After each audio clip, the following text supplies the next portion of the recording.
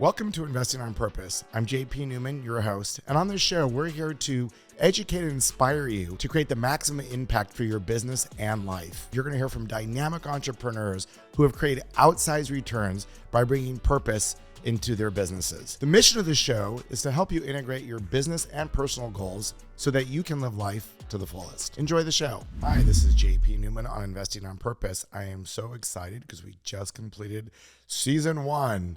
The first 20 episodes are in the can and done. And I just wanted to share with you on this episode kind of reflections of how this experience has been. First of all, I want to thank you for sharing this journey with me, having enough interest to lean in and listen. And I hope it's been inspiring, interesting, maybe educational, taking a couple things away from it as you come along with me on this journey. Maybe you've heard one episode, maybe I've had some people listen to every episode, which is super cool.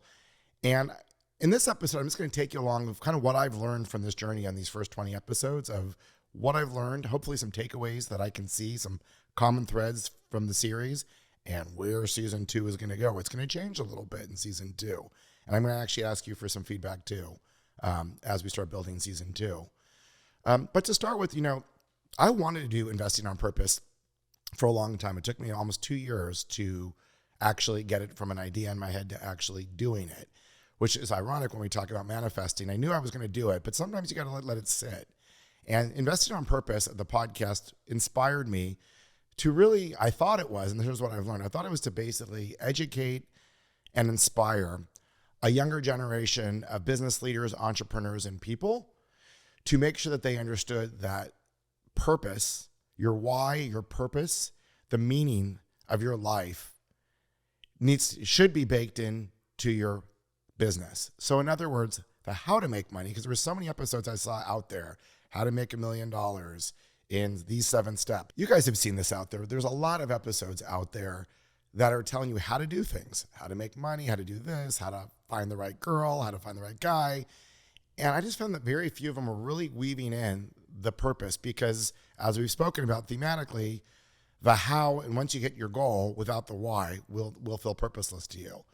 But when it's weaved in this beautiful way, it is pretty juicy that you get to have purpose and why, and you put your how, and you actually create your original goal, which you thought was to create a lot of money. You actually can, and I think hopefully every entrepreneur on my show has shown you, you can create these outsized returns, but that becomes a byproduct of actually being in your flow, in your meaning, in your purpose, which makes the whole thing a lot more interesting. So hopefully you've learned that. And I think if you've listened to the episodes and the common themes, whether it was, I'll just go through all of them. I think what you're hearing is, instead of this idea of because I hear this a lot out there, instead of just saying, this is what I'm going to do, I'm going to make shoes and I'm going to make $2 million by making these shoes.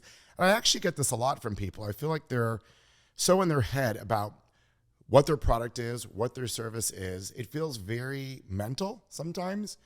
And it always has this goal. And the goal for a lot of people is, financial freedom. I'm going to have financial freedom. I'm going to have financial success.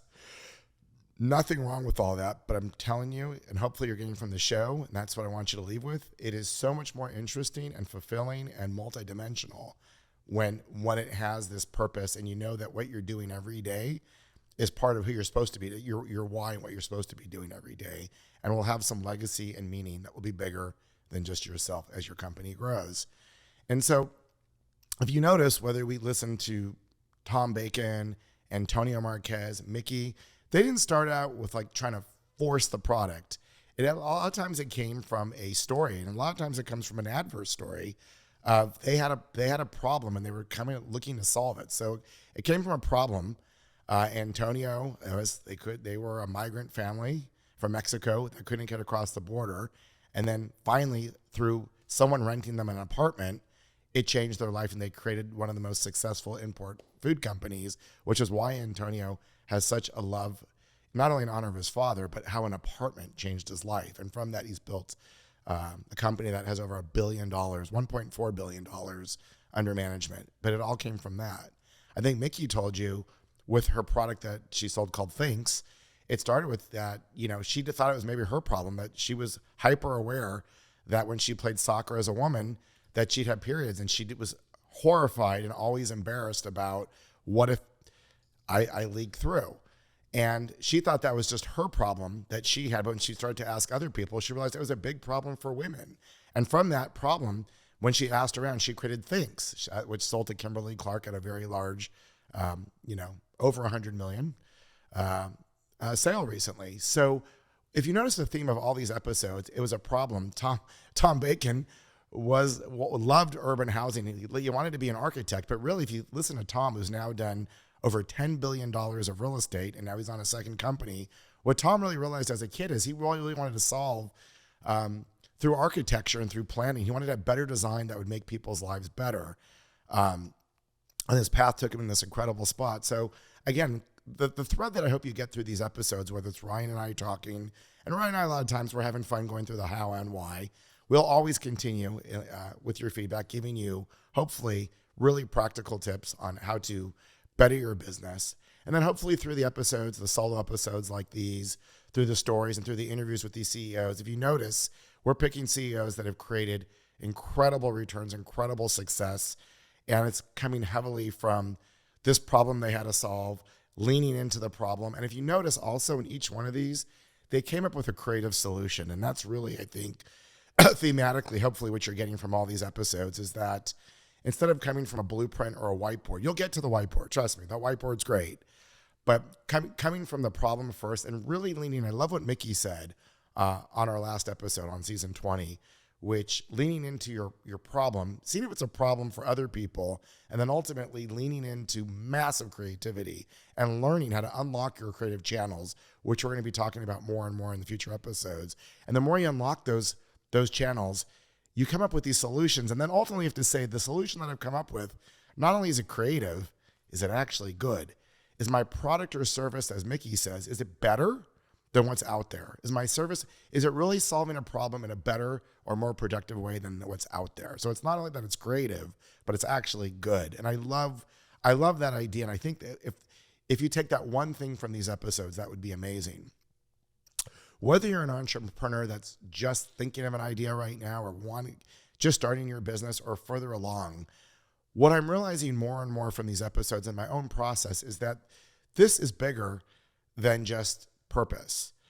I think you're hearing the word more and more through all these episodes about, if you really think about it, what are we talking about? We're talking about manifesting and how these people have manifested an idea from a problem with a period. I love what Xavier says on Xavier's episode, how each one of these was a overwhelming problem that had no evidence that he could solve. But for some reason, he, through his parents, through his upbringing and what have you, he learned the skill of like fearlessly, courageously, just picking some of the biggest, hardest shit, that doesn't even make sense to solve and leaning into it and figuring out a process of how he does it. If you haven't heard Xavier's episode, it's one of my favorite episodes because Xavier is like this just Jedi who just leans into tough things. He doesn't even pick easy things. And he's done it now 3 times with 3 successful companies raising hundreds of millions of dollars. Great success by taking on these problems. But what I've learned from myself from these episodes is that I thought it was about why and purpose, but the why and purpose does go into this manifesting. And what all these people have in common is by learning to use and ask the questions that aren't just in your brain of the how, but the more you go into the why, you're going into a creative process because now you're asking different questions than you maybe ordinarily ask yourself. If your question is, how do I get to $1 million in 7 steps? Or how do I get to $1 million? Or how do I get to this EBITDA? Or how do I get to this gross cash flow? Or how do I get to these marketing funnels? All great questions. I'm not discounting those questions at all. You have to have a detailed roadmap. But I think when you start to hit some of these other questions harder about what am I building and why am I building it and how am I, how do I get to the next level, my own creativity of a hell yes, you start to manifest results. And some of the results might be really simple. It might just be like, for the first time, you've had an inkling in your body of, ooh, I don't like that. That doesn't feel good. Or I'm really excited with that idea. I just went to that talk, or I just had a conversation with this party and I came with one new idea. And that idea kind of excites me. Like I'm really leaning in and it excites me more than my head. It really feels like something that feels like what I would call a hell yeah. And the more you start to do that exercise and get more really in tune with your mind, body, spirit, and brain, and the hell yeahs get stronger and that signal gets stronger, I find you start to manifest exactly what you thought you were looking for. Maybe you had no clue you were looking for it, but it appears right in front of you. But you get this internal guidance system. And I think these are the thematic stories that you're hearing from all these guests. You get either a clue, a happenstance, coincidence, call it whatever you want. Sometimes it's really obvious. Sometimes it's a lot less obvious. That leads you to the next step in your journey. I know from my path, as you guys have heard my story, I wasn't born to do private equity commercial real estate. And sometimes I tease it and say I could fall asleep by saying those 5 words. It really was a hard journey, a journey of patience, a journey of learning from all these coaches. You've heard, my why with Tristan, if you've listened to that episode, which was really hard, coming from a place of humility, coming from a place of not knowing, coming from a place of anxiety, and every day waking up with a certain resilience and saying, and I think this is also, hopefully you're hearing this, whether it was Ian Bellina or all these people, you make these audacious goals that there's no proof that you can do it. I mean, Ian Bellina, if you've heard that episode, he turned 20,000 into 5 million. And now he wants to turn 5 million into 5 billion to change, basically to create financial advancement and some equality for all of Africa. What an audacious goal. Tom Bacon wants to change affordable housing, that you can live in good neighborhoods and go to good schools and create affordable housing. Not only is he thinking about it, he's doing it. I'm proud to be part of it. Antonio Marquez is going to be probably the first person in the United States. Well, I'll save that actually. I think it's still a secret, but he will change housing in America. Mickey, as you guys heard from her episode, literally has an opportunity here to take one of Earth's biggest problem, plastics, and totally come up with a sustainable solution. It makes no sense. These are all audacious, crazy ideas but they all follow the same pattern if you really think about it. They start with a problem, leaning in step by step, and ultimately coming to these ideas and these solutions. And here's the fun thing that I realized from all these episodes. In my last episode I did, which is going to be episode 1 of the next season, can't wait to share that with you. It was one of my favorite episodes ever because I realized in that episode, and it came from this interview and also recently going to a global conference with some of the top world leaders and entrepreneurs that I got invited to at the last minute. And everyone in that room it was one of probably the most powerful room I've ever been in, of 1,000 of the most powerful leaders and entrepreneurs tackling the world's biggest problems. And I think what I realized, I thought that capitalism, or in this framework, is, okay, here's how it works. You have a company, you get lucky, you solve the problem, you make your money, you get to raise your kids, and as Disney would say, you get to live happily ever after. You have the perfect marriage and the perfect this, and you get the car, or whatever your version of this is. Everyone's got a different story of what success looks like, I think for men it can be material. It's the car, it's the house. Generally, I think it's a very male thing. But I think for all of us, we all have our own version of, is it being on stage? Is it being known? Is it having a huge following? We have all these different versions and stories. But what's interesting is once you achieve them, how do you not fall flat? Because I can tell you, for those who have not achieved this yet, if you think a dollar amount is going to get you to a certain point where you're going to be happier, I doubt it. It makes your story better. You can talk to people and like, oh yeah, I got a great story, and that feels good for the ego, but it ultimately isn't going to bring you to the satisfaction in life that you're ultimately looking for. You're going to be antsy. And if you don't channel that antsiness, you're going to do stupid things. You're going to waste time. Maybe when I say waste time, that's unfair, but you'll have other pursuits that will ultimately create more things in your life, but not necessarily more satisfaction. The thing that you'll notice, I think, from all these episodes is that, and I've had to learn this too, is that you don't just stop. Once you get good at leaning in with your creativity, being a little more audacious with your goals by either writing them down, you're going to learn more about that in another episode with me, the Starbucks exercise we've been calling it. But the more you start to train that you can actually manifest great things in life, you know what happens? You kind of want to do more of it. And what happened to me was going to this conference, I was a little intimidated. I got invited at the last minute. I'm listening to people who are literally tackling how we're going to cool the planet, how we're going to literally do some pretty hard things. How are we going to take 100 million refugees that's going to probably go to a couple 100 million refugees here in the next few years. How do we take people that are homeless and don't have a country, and how are we going to solve that problem? How's the government going to solve it? And how's private enterprise going to solve it? And then you hear leaders like the CEO of IKEA and Chobani saying, you know what they've learned? They're now training. They're getting their best employees by taking refugees and training them. Here's what they've learned. The day a refugee has a job, you know what they become? A citizen. And what they found from these citizens is they work harder and they are the most grateful people. So they're realizing, IKEA, that their best employees right now are coming from refugees by making that connection. I just give you that one example. But the idea is this, that it does take money for all these problems we have in life, whether it's we want better education for our kids, we want to cool the climate. It is government, but a lot of this comes from money. So what you guys are doing, whatever your business is, especially if it has purpose behind it, it is noble. It is critically important. I can't think of a more important time with all the news that we are hit with every day out there, from political instability, global threats, climate. We can go on and on. It doesn't feel like it's a very safe world. But you, if you're watching this episode, tells me that you have some interest deep down in being one of what I call the Jedi Knights. You've been called to a higher purpose, or you wouldn't be listening to the show. And your higher purpose is using the tools of capitalism to not only, it's great for yourself, but to really using the tool of capitalism for a higher purpose. Your byproduct will be success. It happens every time. Hopefully you're seeing that. Not every time. Sometimes you fail 9 times like I did. But ultimately, if you keep with it, your belief in yourself, true vision, sorting through what works and what doesn't, and you having the idea that you're special enough and that your vision matters, and you're willing to take the discipline and make sure that it is relevant, you'll bump into it. Takes humility, takes time. I think you're hearing that, everyone's got their own version of it.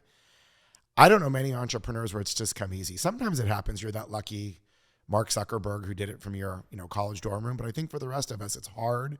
It's sloppy. It's messy. At times it's depressing. I know for me, it didn't look like I was there. I didn't see a path towards passion or why or purpose.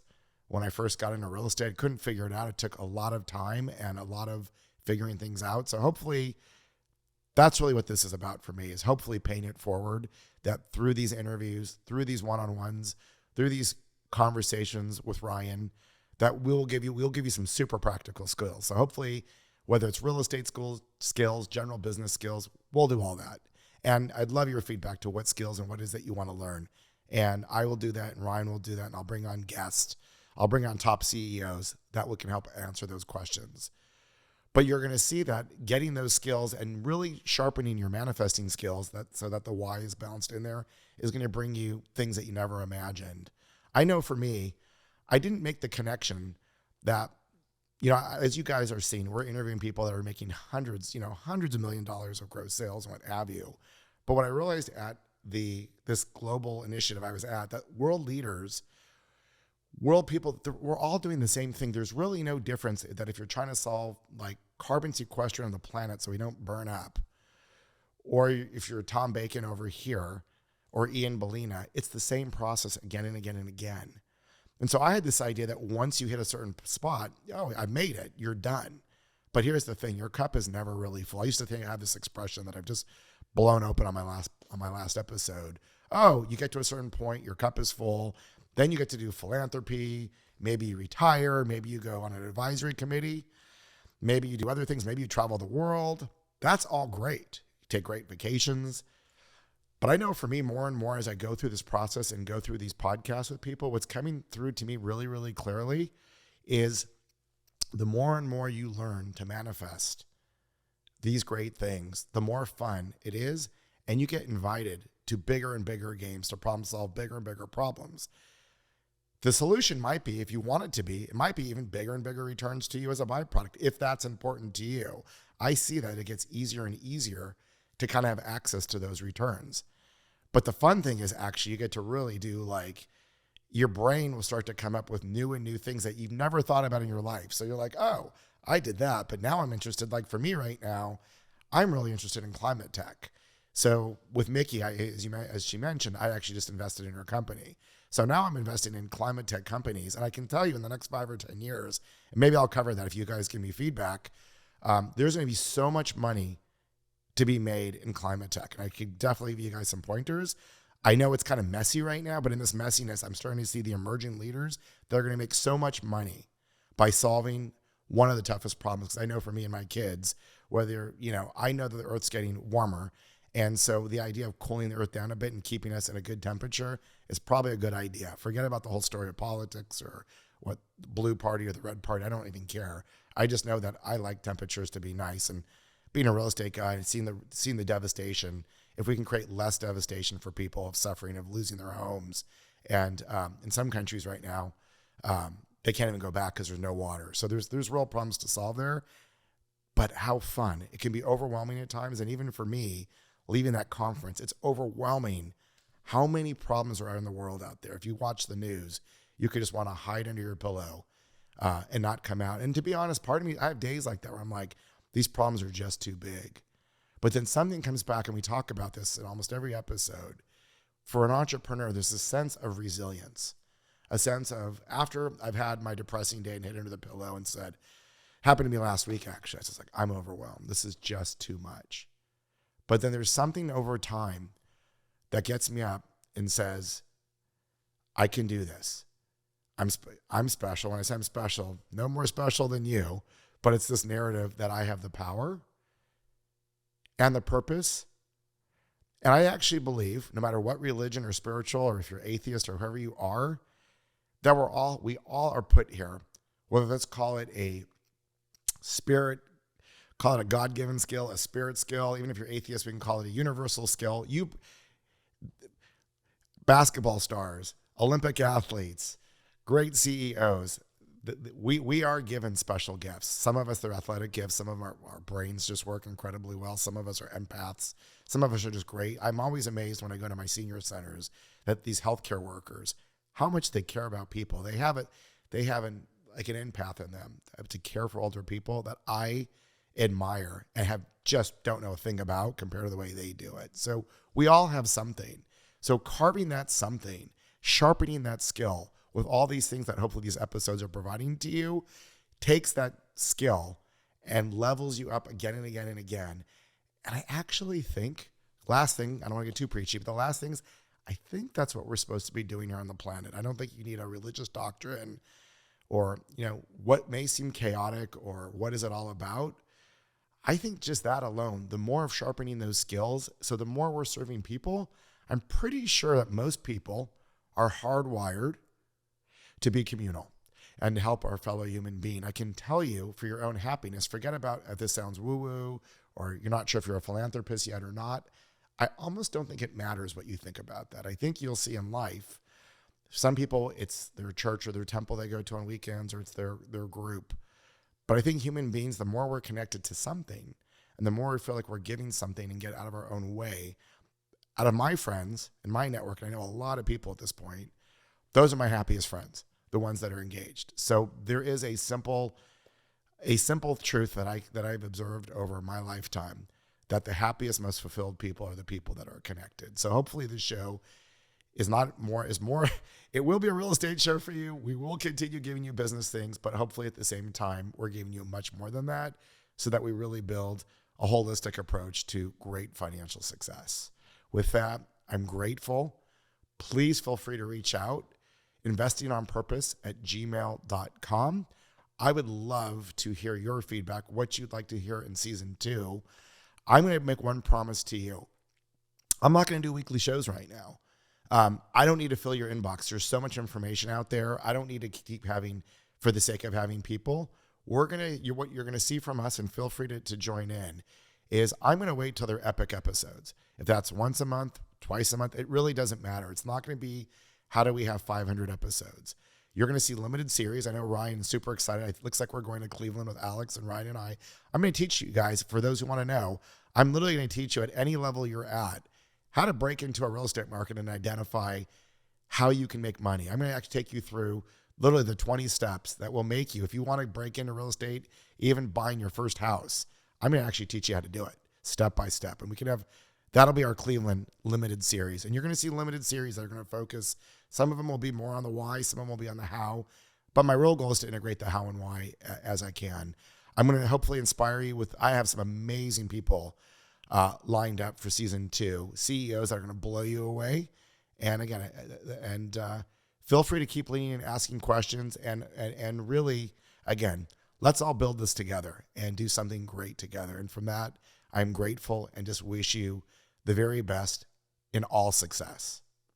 Thanks.